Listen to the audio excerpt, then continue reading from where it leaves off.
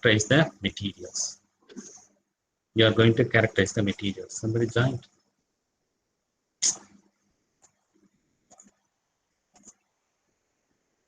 So we will be studying about both structural characterization as well as the morphological characterization.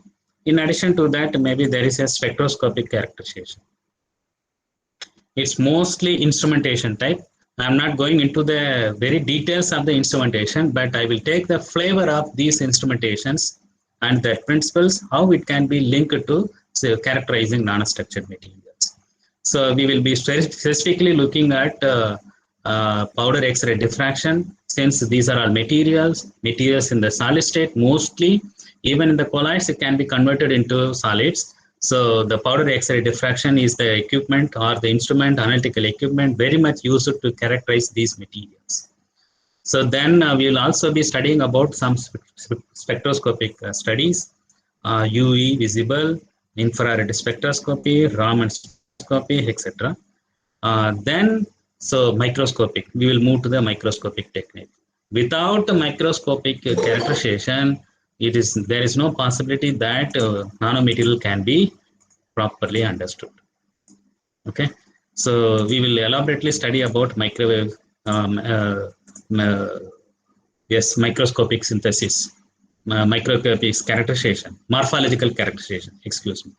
So we will be studying about SEM, TEM, STM, AFM, etc. In all cases, principles and how they can be used for characterizing nanostructured materials. At the end of that, I will take up DLS, dynamic light scattering, and surface area analyzer. That is BET surface area analyzer. Okay.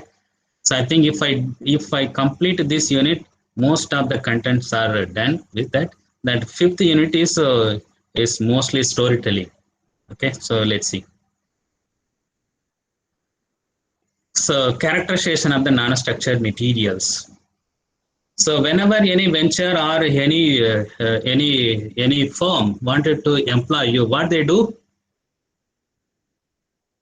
Whenever any firm wanted to give you a job, what they do? They call for the nominations. Yes, they call for the nominations or applications. Either they give advertisement or through some contact. Okay, so they get your CV and they go through, and before they make decision, they give you interview or they make you interview. They make you to give an interview. What is happening in the interview process?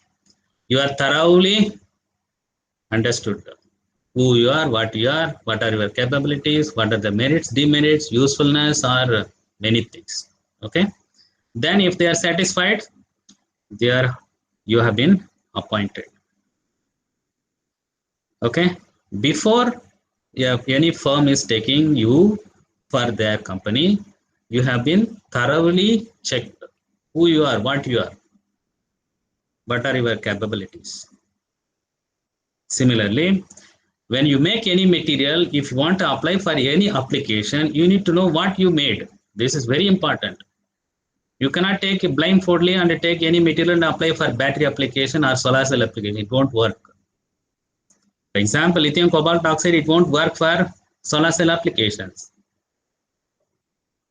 Okay, or fuel cell application for that matter. You need to know what material you have made it. It may be a liquid or colloid or solid, etc. But you need to know what material it is. What is the history of the material also important. We know history of the material also determines characteristics, properties, and very much size and shape distribution. It means you need to characterize, you need to understand, analysis what material you have made it, what material it is, and what are its compositions, what are its characteristics, etc. How will you know this? You will have to interview it. This material have to give the interview to you. You will interview according to structural characterization, spectroscopic characterization, and morphological characterizations. There are three new terminologies I have introduced here: structural characterization, spectroscopic characterization, and morphological characterization.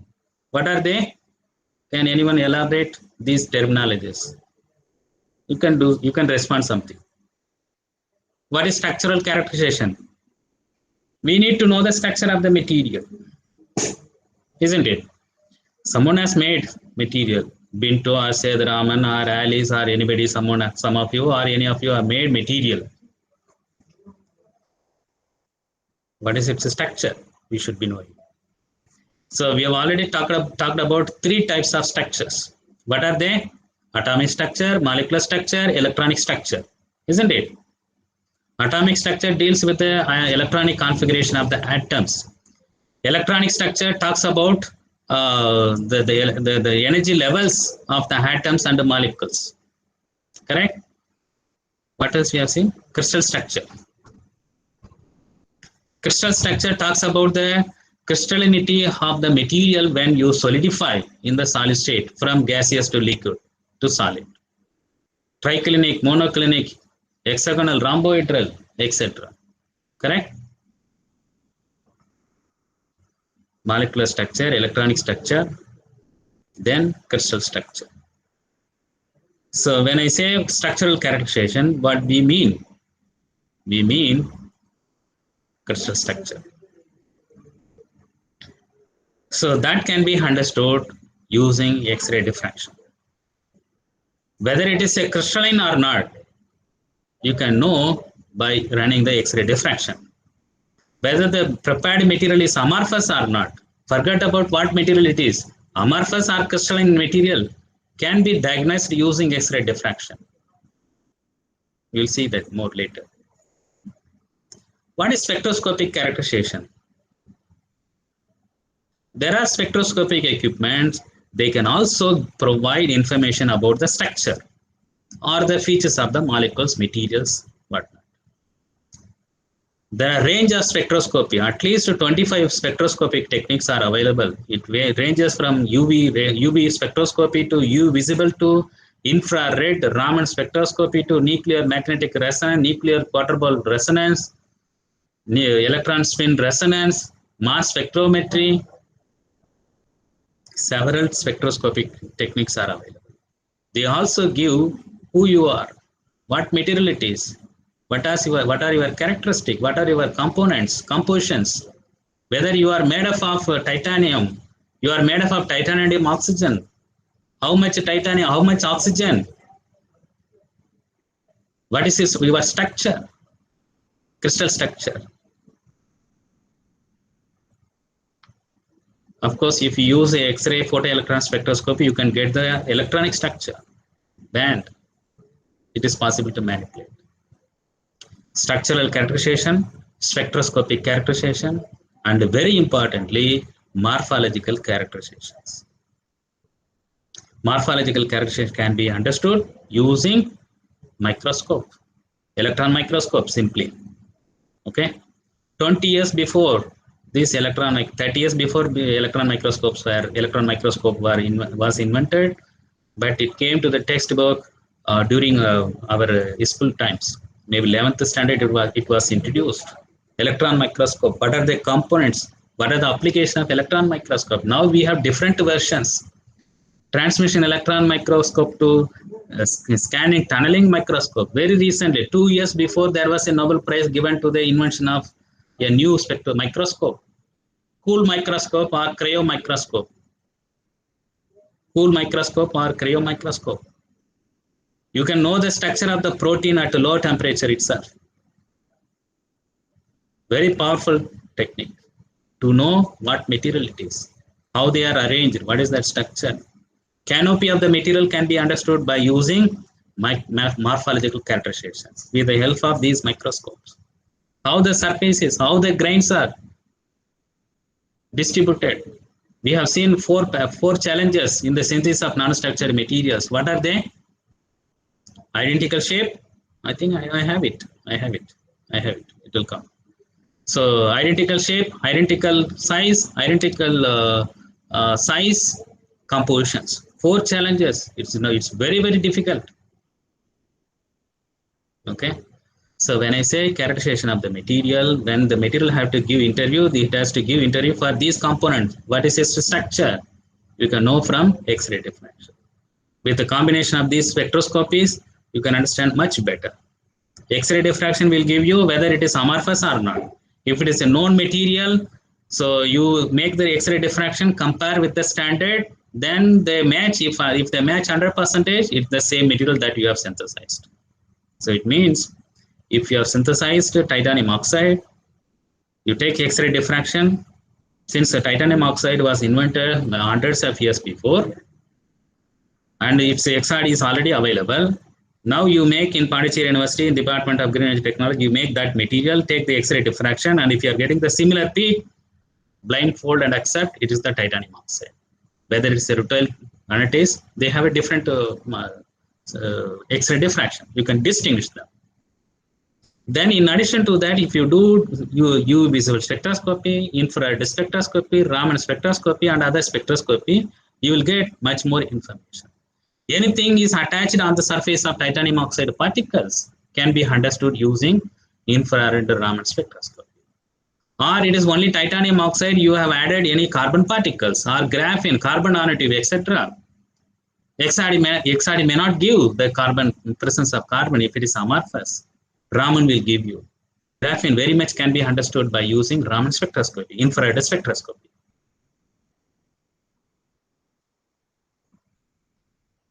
And morphological characterization can be understood. Particle size distribution, shape distribution, composition, many things can be understood. And you need to characterize the material, matter, gaseous state, liquid state, solid state. So I'm sure, so this is a textbook information. You know, matter exists in three phases: gases, liquids, solids. They all have their own characteristic. Gaseous species have a characteristic. Liquids have their characteristic. It resume the size of the vessel. It is being stored. Solids, you can have different shapes, sizes. They have their own characteristic. What are their characteristic?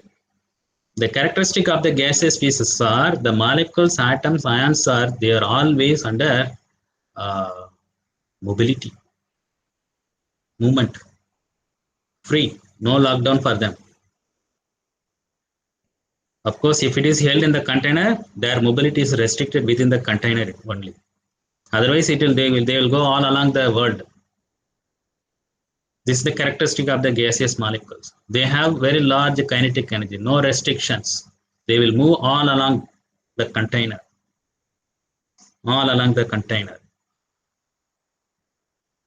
And they don't bond each other unless you decrease the temperature or pressure or decrease the volume. You know, you can make gases into liquid or solid, right? What is the principle behind that? Again, textbook information. You can convert gaseous molecules into liquid. Hydrogen is liquid. Hydrogen is a gas. It can be made hydrogen liquid. Nitrogen is a gas. It can be made as a nitrogen liquid nitrogen. What is the principle behind that? Textbook, very old textbook. Condensation. Yeah, condensation happens, but the principle behind that condensation is Joule-Thomson effect. If you expand the gaseous molecule from high pressure to low pressure, the temperature of the gases falls. It falls in such a way that it becomes liquid, sometimes solid. So the other day I was telling all molecules will have degrees of freedom for their mobility. At least 3 degrees of freedom. They consist of translational, rotational, and vibrational. Translational, rotational, vibrational. Any molecule will have these three degrees of freedom. What is translational degrees of freedom? They can move all along the container. X-axis, Y-axis, Z-axis. It can rotate. It can rotate. It can rotate. It can rotate.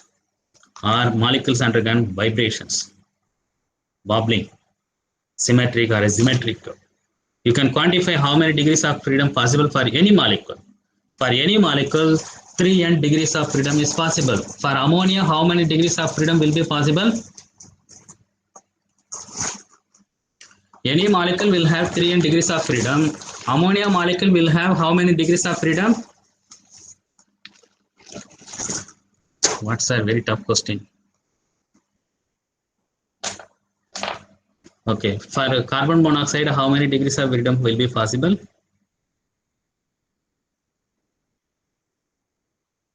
What is carbon monoxide? CO, right? You can assume this is CO. Oxygen, carbon. How many atoms? Two atoms. Total number of degrees of freedom possible is 3n, where n is number of atoms.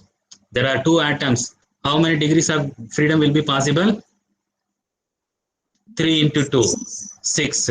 This 6 represents translational, rotational, vibrational. We will come to later how many translational, how many rotational, how many vibrational later. This is water molecule. Oxygen, hydrogen. How many atoms are there? It's equal. How many atoms are there? 2 hydrogen, 1 oxygen. 3 atoms are there. Then how many degrees of freedom possible? 3 into 3, 900.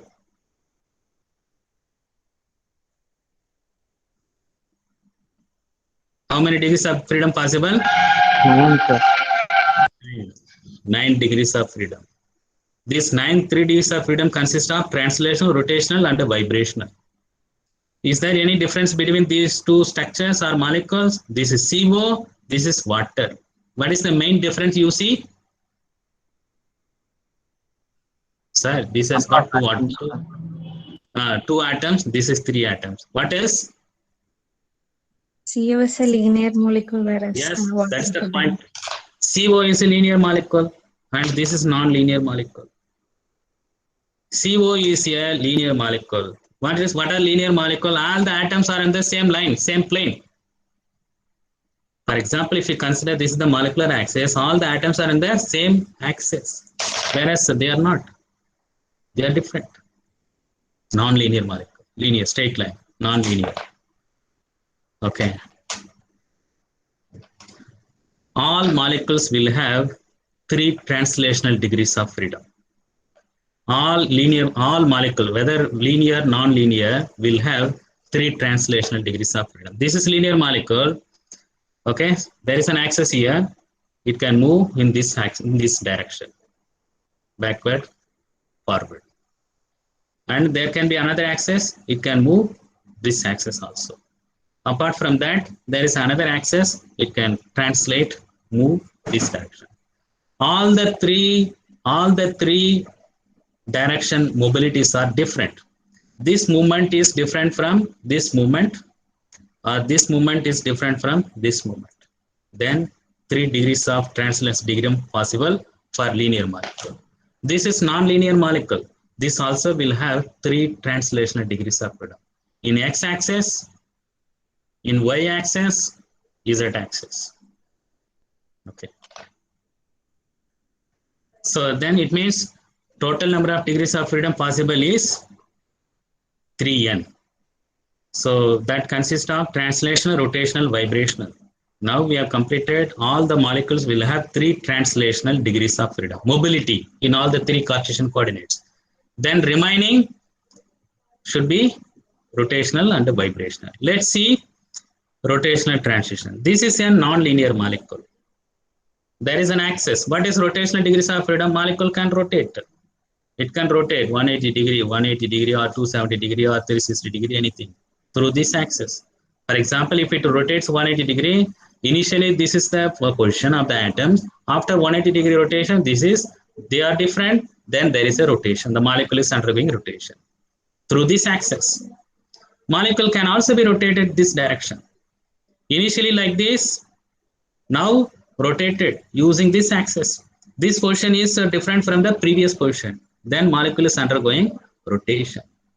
The molecule can also rotate the other. This one finished, this one finished, this one. Molecule can also rotate. And this position is different from the previous one. So this is a non-linear molecule. It can have already 3 translational we have done. It can also have 3 rotational degrees of freedom. Similarly, this is a linear molecule.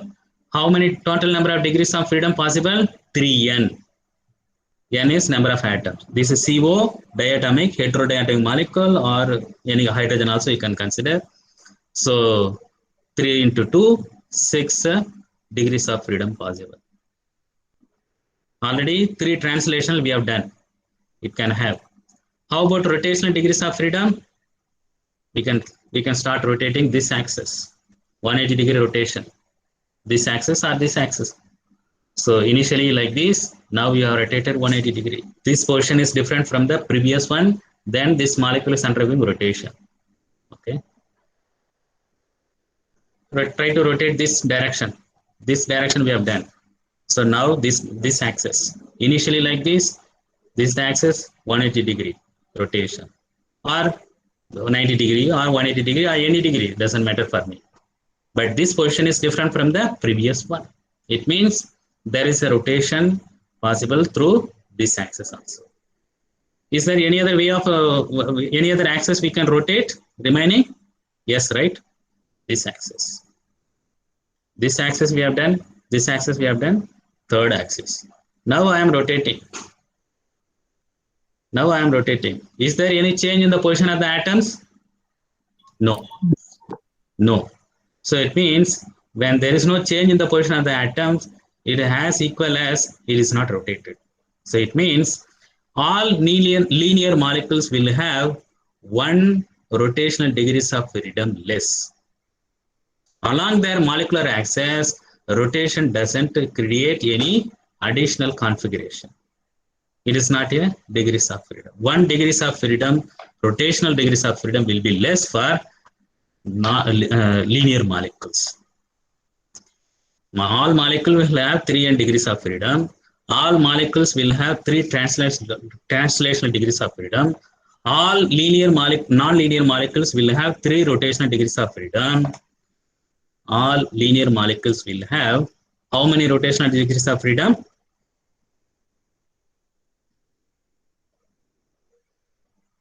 3 or 2? 3 or 2? 2 only. Linear 2, sir. 2. Linear 2. Non-linear 3. Yes. Linear 2, non-linear 3. So then among 3 and then what is the remaining degrees of freedom we can have? Vibrational degrees of freedom. Because 3n equal to, so translational, rotational, vibrational. So we have seen now translational, rotational. Then remaining should be vibrational. How many vibrational degrees of freedom possible for non-linear molecule? This is water molecule. How many total degrees of freedom possible? 3 into 3, 9. This is a non-linear molecule. So 3 translational, 3 rotational. Total 3n. 3 translational, 3 rotational. Then how many vibrations possible? 3, sir. How? 3n minus 6. Total 3n. You subtract translation rotational. Remaining should be vibrational. This is non-linear molecule. Total number of degrees of freedom possible is 3n. 3 into 2, 6. This is linear molecule. Already it has 3 translational degrees of freedom. And how many rotational degrees of freedom? 2. So then what is the number of vibrational degrees of freedom possible for linear molecule? 3n minus 5, sir. 3n minus 5. 3n minus 5. Very fundamental. Competitive exam question, I tell you. You will be given some molecules, you will be asked to predict vibrational degrees of freedom or translational degrees of freedom. When you move from gaseous state to, or so in the gaseous state, all the molecules will have all the 3 degrees of freedom. It can translate, rotate, vibrate. But in the case of liquids, when you move from gaseous to liquid, there is a arrest or restriction in the degrees of freedom, especially translational degrees of freedom. 1 translational degrees of freedom is less in the case of liquids. So they cannot move all along. It is arrested within the vessel in the liquid state. Of course, depending on the vapor pressure, some molecules may escape. Translational degrees of freedom is restricted or modified when you move from gaseous state to liquid state. In the solid state, much more problem occurs. All the atoms, ions, molecules are frozen in their lattice positions. There is no possibility for the mobility or translation, or there is no possibility for the molecule to undergo rotation. In ice, water cannot rotate because they are fixed in the atoms, ions, molecules are fixed in their position. This is the fundamental characteristic of these three state of materials. All the translational degrees of freedom, rotational degrees of freedom, vibrational degrees of freedom are restricted or modified. They cannot move, they cannot rotate and vibrate. Vibration, maybe little vibration can be there, molecular vibrations. But definitely translational degrees of freedom, rotational degrees of freedom are arrested. This is the fundamental aspect of materials. So when you are talking about solids, we can have different types of solids. It can exist in the powder form, thin film, tube, wire, rod, etc. When it is a solid, maybe it is possible to make, depending on the material, in all the three forms. Okay, copper powder can be made, copper thin film can be, copper tubes can be made, copper wire can be made. It may not be possible for all materials, but wherever it is possible, it may be possible to make all forms of the solids: powder, thin film, tube, wire, etc. When I say solids, so they can exist in two forms. Either they can exist in crystalline form, crystalline form, or it can also exist in the non-crystalline form. So that's why it depends on the history of the material. How you prepared will tell you whether the material that you are going to get or you got is crystalline material or amorphous material. So crystalline materials, they can be further divided into single crystals, multicrystalline or polycrystalline. What are crystalline materials? What are non-crystalline materials or amorphous materials? This is fundamental. I'm sure you know. Can anybody respond? What are crystalline material?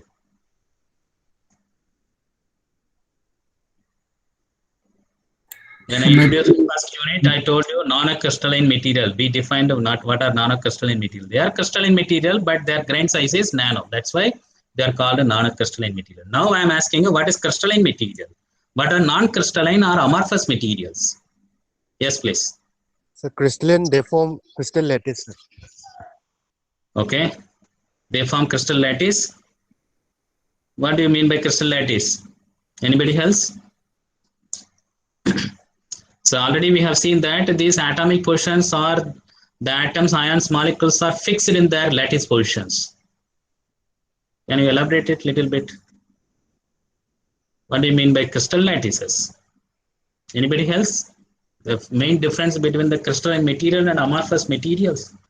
You know, solar panels are made up of crystalline solar silicon or amorphous or multicrystalline solar silicon or silicon solar panels.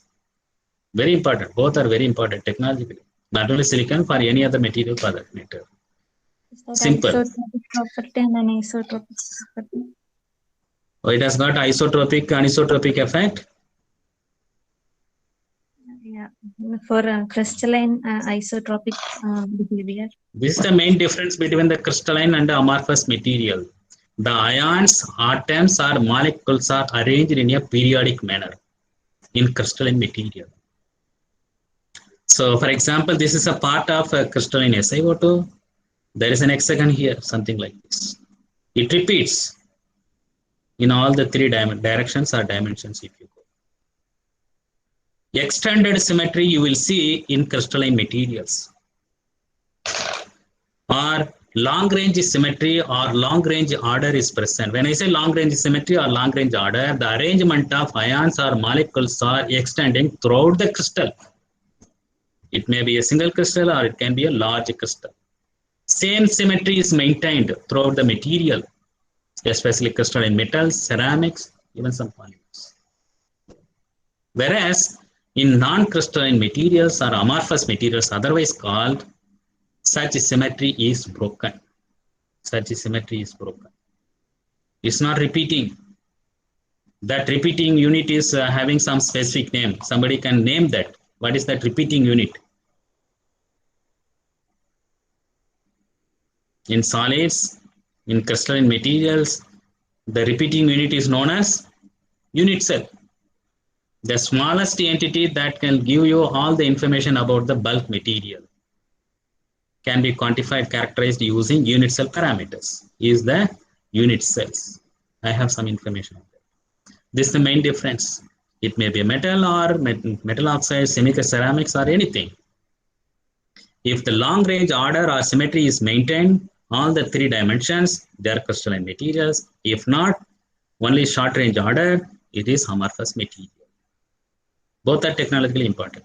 Any material can be made in the form of crystalline amorphous material. Well ordered and definite arrangement of ions or molecules, atoms throughout the volume of the material is known as crystals, crystalline materials. And if they are having only one phase, it is single crystal. What is one phase? Only one Bragg plane. If you take X-ray diffraction, 111, 100, 222, etc. Single crystal. Whole crystal itself, one phase. If it is having a multiple phases, multiple crystallites, then it is multicrystalline or polycrystalline. Okay. So crystals have a ordered arrangement of repeated structure, repeated units, and it can be even if you translate or rotate, it will be possible to maintain that symmetry. Long range order. The take home point is long range order is maintained in the crystalline materials, and they fail in the amorphous material. The difference between the single crystal and the polycrystal is this is a single crystal. The whole crystal it's having one phase. I think this will give you. These are the crystallite size. Within the crystallite size, all the arrangement is in one orientation. Like this, in a crystallite, there may be in a particle there can be many crystallites. Arrangement within this domain is one plane. Arrangement in this is a different plane, but they all become one particle. And this is a crystallite size that you can get from X-ray diffraction. Crystalline materials, single crystal materials, nanocrystalline materials. Okay. Materials having 100 nanometer, 1 to 100 nanometer, that we have already defined, nanocrystalline materials. More about amorphous material. There is no symmetry, there is no long range order present in the amorphous materials. So there will be a symmetry here, but in the next moment translation, there will be different symmetry. The gold can be made crystalline or amorphous. Or titanium oxide can be made amorphous or crystalline material. There is no long range order. Generally, so when you have a rapid cooling synthesis, quench it from high temperature to low temperature. Suddenly within a second, minutes, if you quench it, if you arrest the reaction or lower the temperature, it will end up in amorphous material. We call this as a glass materials, amorphous materials. Whereas slow cooling usually generates crystalline materials, very specifically single crystalline materials. This information I have given you in the first beginning of the classes also, history of the material.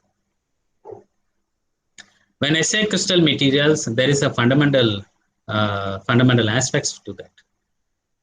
If it is a cubic system, it can be a simple cubic, body-centered, face-centered. This is what someone was telling, lattice points, lattice position. This is a piece of a platinum grain. And if you look up this platinum grain using a tunneling microscope, scanning tunneling microscope, we are going to see about its principles later. STM, in that, the platinum atoms are arranged in such a periodic manner. Periodically arranged, any direction, you meet the same front. And this position can be translated in 2D, 3D, and you name them as lattice points or lattice positions. Then you connect with suitably, either you will end up with a cubic or tetragonal, hexagonal, rhomboedral, etc. And they all can be quantified using this tiny entity known as unit cell. The smallest entity of any material which has all the symmetry of the bulk material, bulk crystal, is known as unit cell. Need not be only 2D, 3D also. Okay, so same symmetry is maintained, whether this direction, 2D. In 3D also, same symmetry will be maintained. I think I should have better. Yes, this is 3D. So if it is a titanium, everywhere titanium, all the 3 dimensions, or cadmium sulfide, all repeated and has some symmetry, can be characterized using unit cell.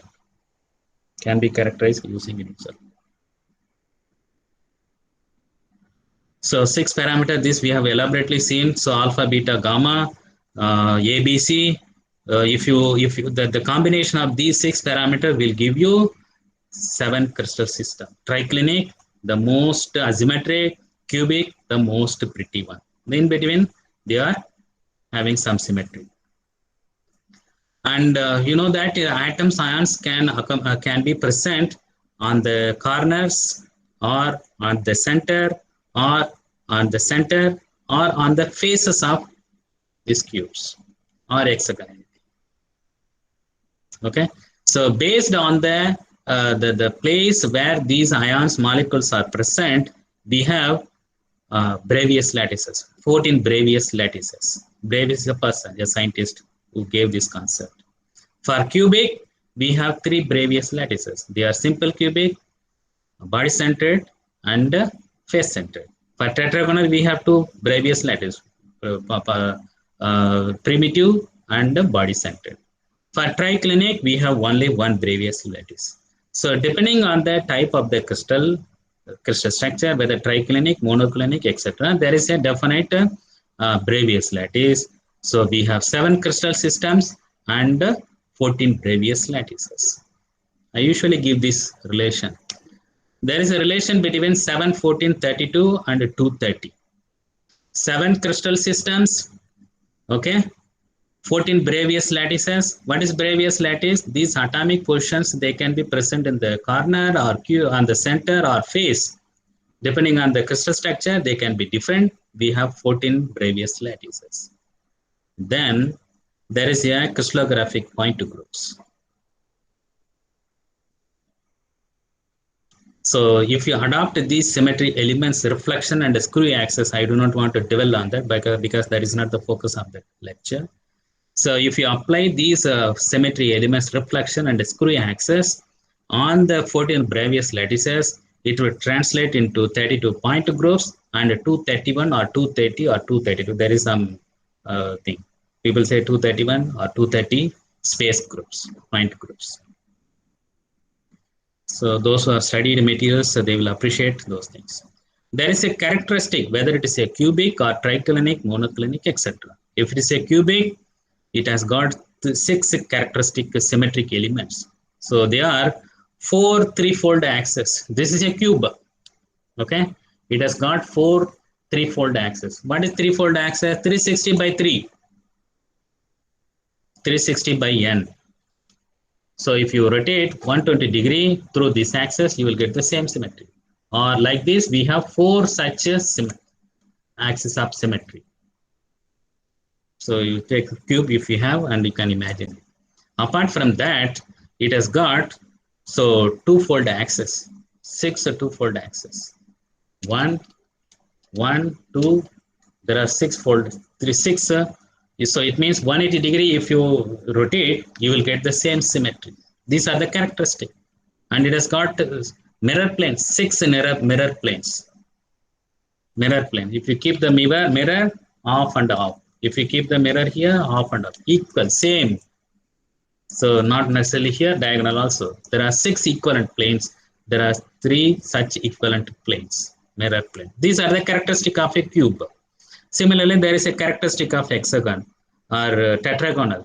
And there is a symmetry reducer when we move from cubic to tetragonal. Okay.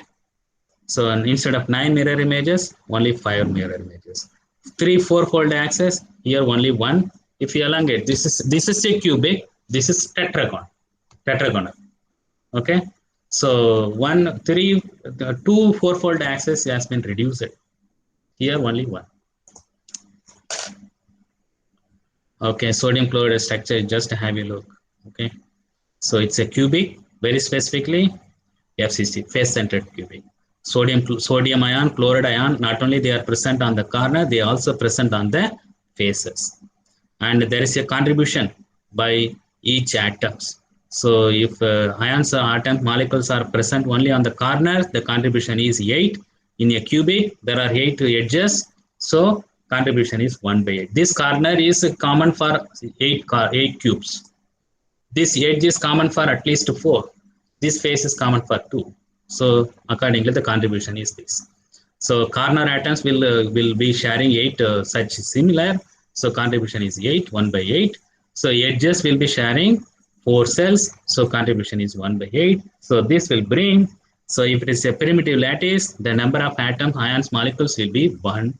If it is a BCC lattice, number of atoms, ions, or molecules will be corner plus body centered, face centered, corner plus face centered. C centered is so corner plus that centered. I think this and all textbook you can go through. All the materials have been, all the elements in the periodic table have been mostly crystallized. Okay, most of the materials. If you lower the temperature, even if it is a gaseous state, there are material, there are elements, they are already in the solid state. Okay, and it can be made into crystalline, can synthesize in the crystalline form. If they are not solid, if it is a solid liquid or gaseous state, they can be made to a solid, and their crystal structure has been well studied. Hydrogen, simplest element, it can crystallize in hexagonal closed package. Hexagon.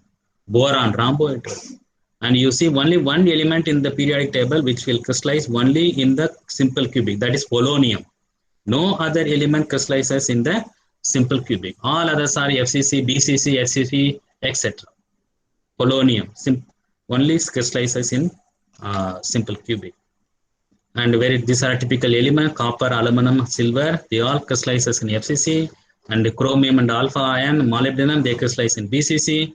And cadmium, manganese, zinc, titanium, SCP. And we have seen already polymorphism. Same chemical formula, but crystallizes in a different crystal structure. This alpha ion or graphite, we have seen 6 forms of graphite, diamond graphite, their crystal structures are different. Iron, alpha ion, beta ion, gamma ion, delta ion, depending on the temperature of the melting or transition. Polymorphism, allotropes. Okay, so allotropes are carbon. Element, if it is an element, you call it as a allotrope. If it is other than element, for example, titanium oxide, we cannot call it as an allotrope. It should be called as a polymorphism. But iron can be called as an allotrope, or carbon can be called as an allotrope because it is a single element present. Okay, so polymorphism or allotropes of carbon. Allotropes of carbon. Okay, so we will stop now. So X-ray diffraction and other technique we will take up in the next unit. I usually give this elaborate introduction so that I can make you to understand the rest of the thing. These are 2 fundamental. So pardon me if you if it is too fundamental. I usually give this content.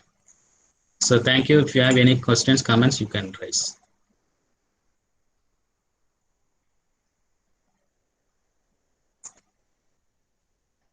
If not, thank you. Thank you, sir.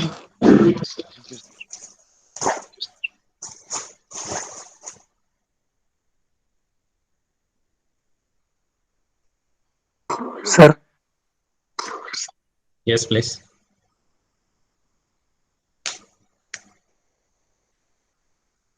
Yes, someone wants to ask question. Who? Nurul? yes, sir, Nurullah. Nurullah. Sir, we have 515 for tomorrow exam. Yes. Sir, which unit include unit 1 or unit 2? Unit 1. Okay, Unit 1. sir. Okay, sir. Thank you. Unit. Thank you. Thank you. Thank you, sir.